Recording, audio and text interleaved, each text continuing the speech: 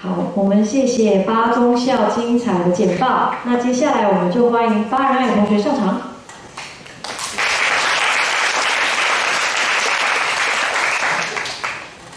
Hi everyone, my name is James. And I'm Kola. Good evening, everybody. We're students from class 111, and today we're going to introduce you how to make a difference to the world through education. So, how should we define education? Well, education is a transformative process that provides individuals with skills, knowledge, and beliefs that shape their thoughts and actions, which means that education has the power to influence people to have different behaviors. Education is essential for personal growth and is a fundamental pillar of society. While education is important, it empowers individuals to improve their lives and make meaningful contributions to the community and navigate the world optimistically and confidently. A famous quote by William Butler Yeats suggests that education is not the filling of a pail, but the lighting of a fire. This passage emphasizes the importance of cultivating a passion for learning that goes beyond the accumulation of facts and figures. Education encourages critical thinking, creativity, and even curiosity of students, which are all essential skills for success in life. So it means that education is more than just simply acquiring knowledge, but also fostering a love for learning that persists throughout a person's life. Now we've done our introduction, and let's welcome our first group, which are going to talk about education equity.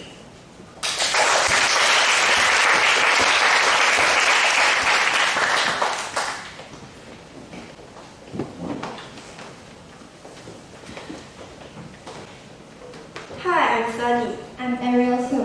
And today we're going to talk about education equity. First, what is education equity? It means that each student receives what they need to develop to their full academic and social potential.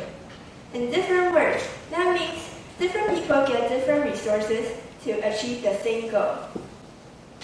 For example, we can see that in this picture, the short person stands on books, but the tall person doesn't stand on anything. We can see that they get different resources, but in the end, they are at the same height. This is equity. And there are some countries that accomplish education equity. One of the countries is Finland.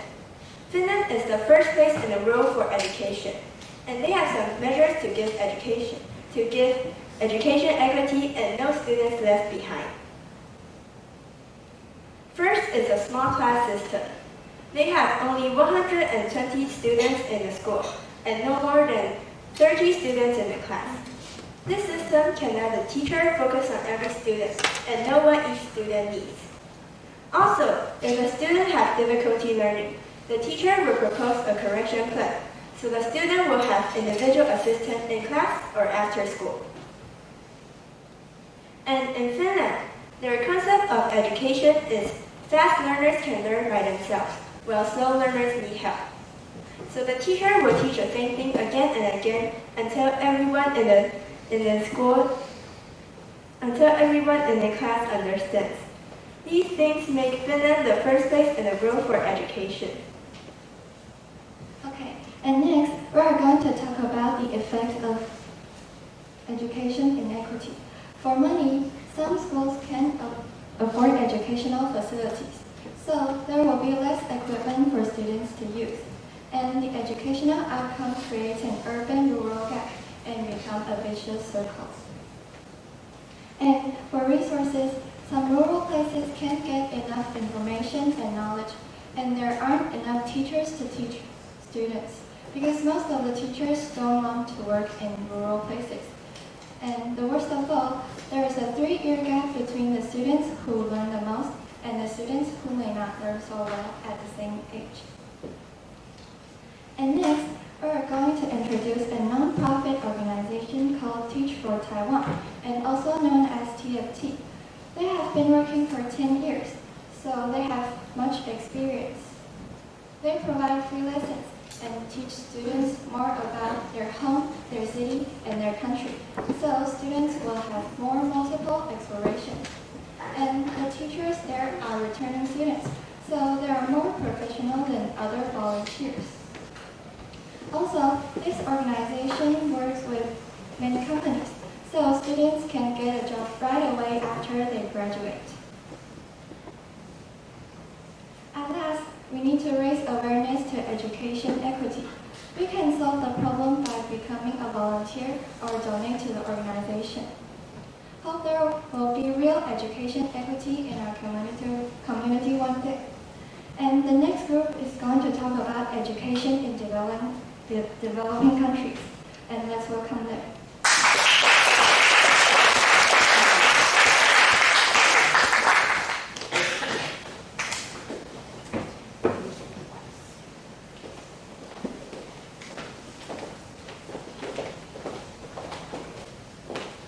Hi, I'm Fermi. And I'm Andrew. Today we're going to talk about education in developing countries. A developing country is related to non-urbanization and a lack of industry, which causes poverty. It further influences education, which means children in developing countries lack education, which is a big problem. There are many reasons why poverty causes poor education. But now, we're going to focus on the need to have more schools and teachers, and the problems with child laborers and school fees. School. School is an important place because this is the place where we learn. But students in developing countries need better schools with resources. First, the lack of funding for education causes them to have no teacher or untrained teacher. Second, they don't even have enough schools for everyone to go. This is a big problem because this will cause an unfair education. Not everyone gets the chance to go to school. The first reasons why poverty causes poor education is because of the lack of teachers. Because teachers have a massive amount of work. According to new data, each primary teacher has an average of 52 students per class. The problem is also accentuated by non-competitive salaries. The data shows that 6 out of 10 countries pay primary school teachers less than other professionals, which means professionals don't want to be teachers. The children who can get good education often enter the workforce and become child labor. Employers often reject children from going to school. Furthermore, long working hours make children lack time to learn. According to estimates, 160 million children were in child labor globally at the beginning of 2020, accounting for almost 1 in 10 children worldwide. We really need to make an effort to solve the child workers' problems. School fees are what gets the school and teachers to teach us. But according to studies, the reason that most students in developing countries can't go to school because their parents can't afford their school fees. It's just expensive for them. There are also some current problems that affect children going to school. First, they have distant, overcrowded, and unsafe schools that are not safe for children to go. Second, the lack of funding for education causes them to have no teachers or untrained teachers. Third, their school fees are too expensive that most families can afford. Fourth, they have gender inequality in education that in some countries, girls don't have the right to go to school. Western countries and the USA found lots of money for the education of the world, which helps developing countries a lot. With this huge sum of funds, developing country governments can make education there better by improving their lack of schools, teachers, and the problems with child laborers and school fees. Maybe education in developing countries can strive in these few years. Thank you for listening, and the next group is going to talk about early childhood education.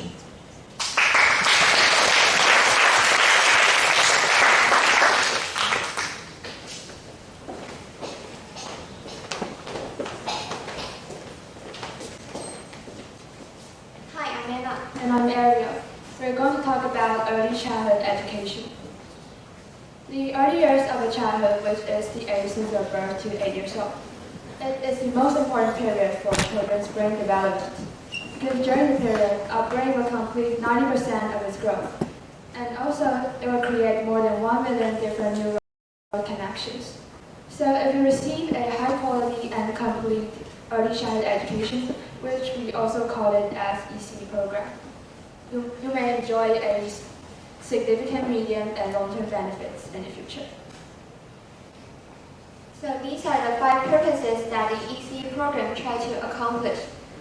Because most philosophers recommended that teachers should explore children's individual interests and make sure they get the important information about their social and personal development.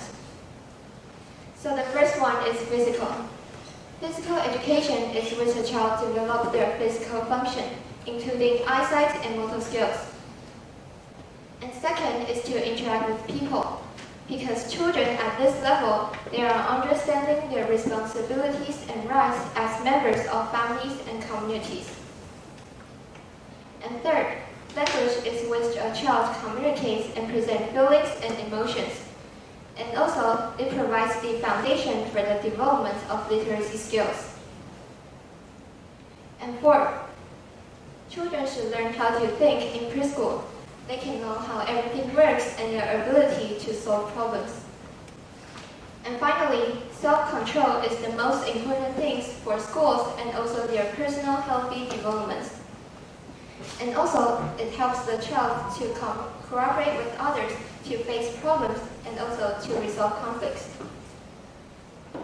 As we say in the introduction, people who receive a high-quality early childhood education can also enjoy a long-term benefits. And the benefits are first, they might naturally identify special needs.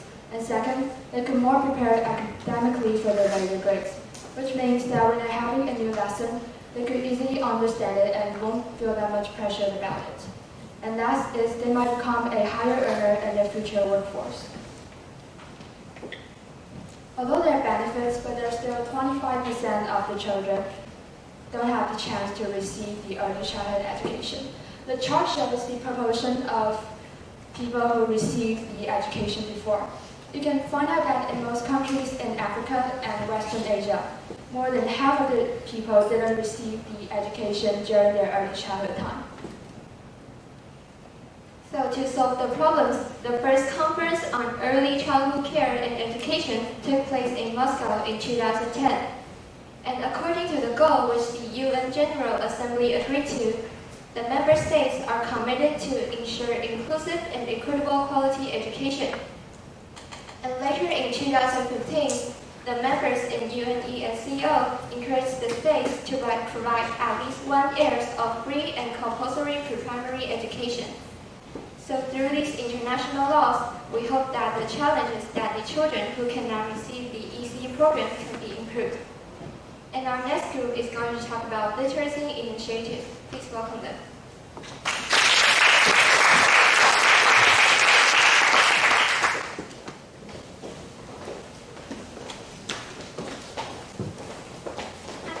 I'm Alina. And I'm Dora. Today we are going to talk about literacy initiatives. Have you noticed it's been a while since your kid read a non-school-related novel? A lack of exposure to literature can have serious consequences, including academic, emotional, and social issues. That is why we need literacy initiatives to help improve literacy levels and raise awareness of its importance in today's society, focusing on reading, comprehension, and writing. With a lack of knowledge, you lose your value of your whole life just because you refuse to read. What makes you take such a risk? In fact, it just deals with you not spending time reading, not having a habit, of preferring something more than a book or several words. The best solution is to set goals. Whether it's increasing the reading amount or changing genres, the satisfaction of achievement keeps you reading. Also, joining book clubs lets students learn from the same status, and research shows that peer influence is important to teens. The first step of reading is to understand the story. If you can't comprehend what J.K. Rowling is writing, how do you know Hermione is not Harry Potter's wife? Although comprehension seems like a small problem, it stops you from enjoying and appreciating the story. Having limited vocabulary, not challenging yourself, and not asking questions when you don't understand affect your comprehension deeply. Asking questions and trying to find the answers or summarizing key ideas while reading are two ways to help understand law articles. Also, assistive technology, such as books, audiobooks, and online resources help you understand. By making summaries and using technology, you can improve comprehension skills. Penn Allen, the founder of Litword, has a famous quote: "Reading is like giving in. Writing is like giving out." Not writing causes you to miss out on exercising your mind for tasks that requires writing. The ability to express your creativity and lead you to have negative effect in academic process, or even an ability to communicate with others fluently. Our first solution is to develop vocabulary skills. If you don't have enough vocabulary, writing an interesting essay will be hard because your writing will sound repetitive. Also, there are always lots of well-written sentences in books or articles for you to learn writing skills and apply to your writing. This way, your writing will be more fluent and abundant. How will this make a difference? From a smaller perspective, reading improves students' vocabulary, enhances critical thinking, and develops better comprehension skills to process information. The further result is to strengthen memory and improve concentration. Overall, the positive impacts of reading are significant for academic achievements and can help students perform better in their studies. All we need to do is to start reading. It might sound difficult at first, but once you're in the process, it's just that easy. Literacy initiative needs everyone's help, and that includes you. One thing that can also make a difference in education is technology, and that is our next group's topic.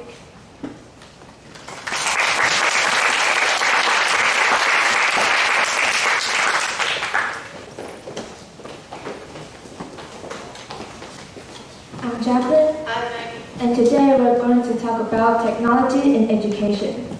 Technology is an indispensable part of society today, of course in education too. Especially in recent years under the influence of epidemic, online classes have started in most nations.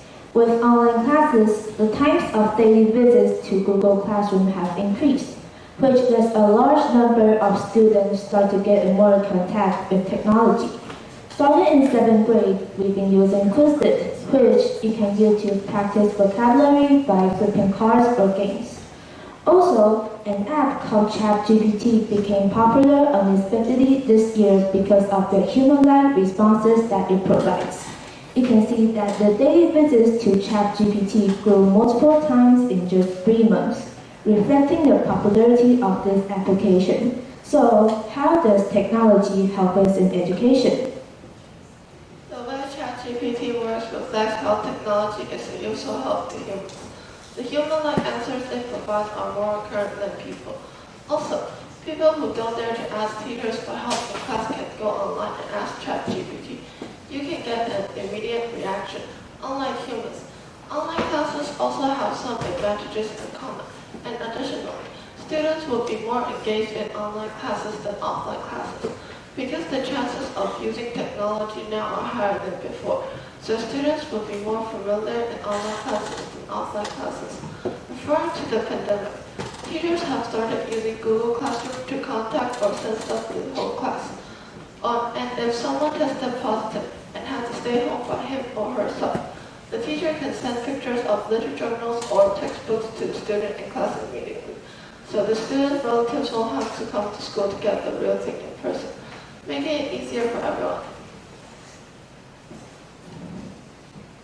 When using 3C products, people might stay in a bad position for too long, also causing problems with vision. Many people wear glasses nowadays because of these products. Additionally, there are too many allures on the internet, so some students might not get focused in online classes. More seriously, some students might get addicted to these products and can't stop using them, which affects their study. In many countries, like most countries in Africa, people can't afford to buy 3C products. Also, in some developed countries, some people still can't afford to buy these things. A lack of resources makes it difficult for some people to have online classes. In conclusion, technology is invented to make our lives easier.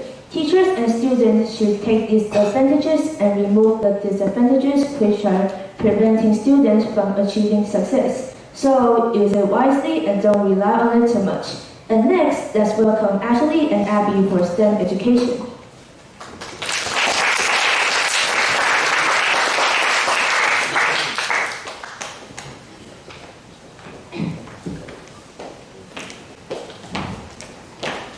Hey guys, so today we're going to talk about STEM education. I'm Ashley. I'm Abby. STEM education is undoubtedly a chain of future development. However, how many of you know its actual meanings? What is STEM?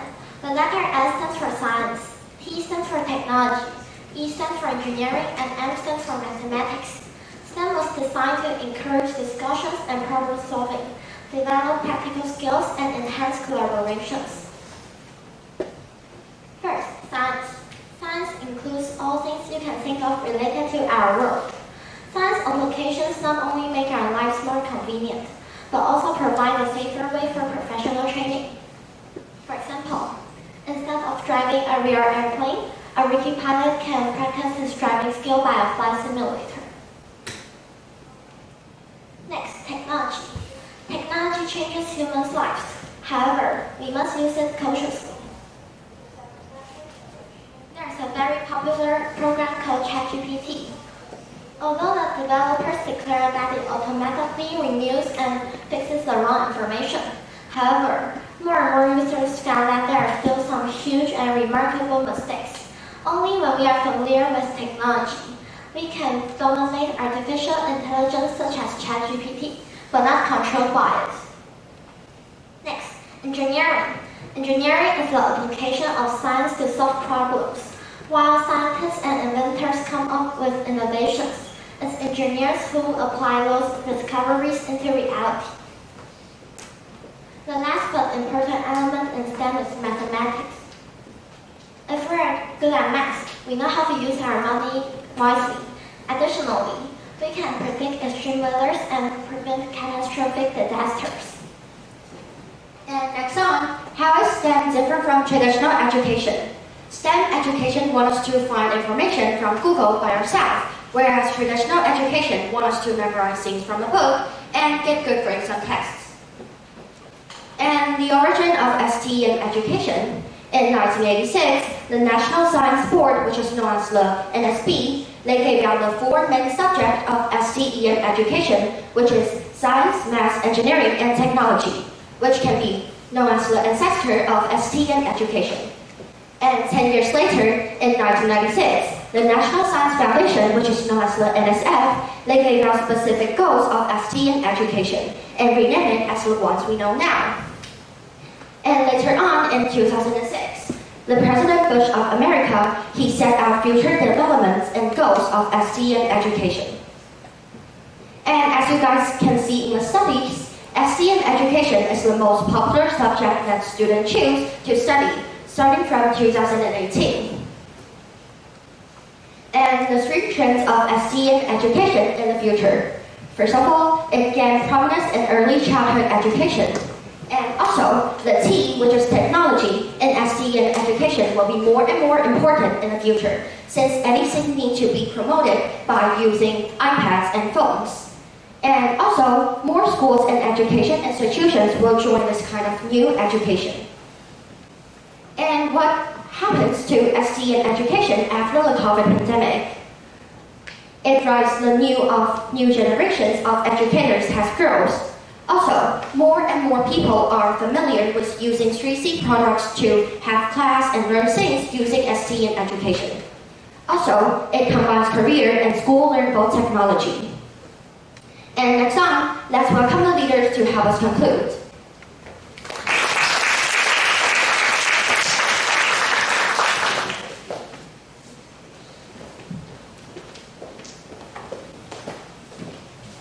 Okay, hi guys, we're back again and we're now ready to finish this presentation by doing a conclusion.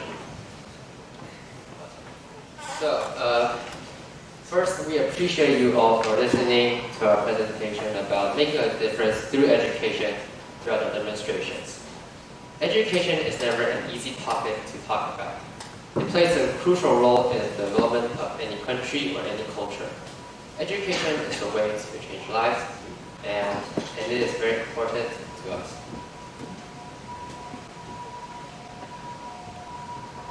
As we've seen, education is about making a difference to the world by accomplishing educator students' principle or beliefs. Through the process of education, educators might face some serious problems or issues such as lack of resources, no teacher, or no money. However, after improvement and forming a mature education system, the system will make an impact on the society and truly make the world a better place. Today, education can be performed in various ways, such as by building schools, founding educational institutions, and sharing knowledge by teaching others, which shows its importance. If any of us can do any of these, we should do so. Education is critical to human development and truly has the ability to change people's lives. Everybody has the responsibility to make the world a better place, especially the ones who can do so. Education is the way to improve lives and the best way to make a difference. Thank you for listening. I'm James. And I'm Kola. This is Ren and I. See you next time.